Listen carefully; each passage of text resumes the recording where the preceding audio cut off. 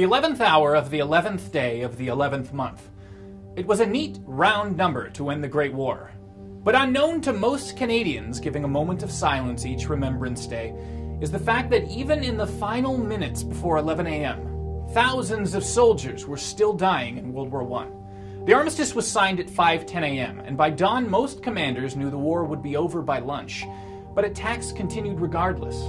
In a 2004 book, American historian Joseph Persico calculated that 11,000 soldiers were killed or wounded on November 11th, more than the cost of D-Day 26 years later.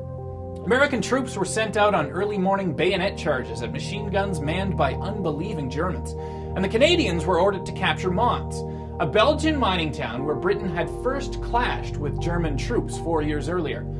It was a proud thing for our race that we were able to finish the war where we began, Canadian General Arthur Currie would write later. But according to Veterans Affairs, 40 Canadians died that morning, and at least a dozen are believed to have died already knowing that the war was over. Among them was William Joyce, who survived 3.5 years of war only to be riddled with machine gun bullets in the final minutes, and George Price, who took a shot through the heart at 10:58 a.m. But why? 11 a.m. was just a ceasefire. The war could have easily been back on just a couple days later. And after the bloodiest conflict in human history, commanders had gotten quite accustomed to sending men to die.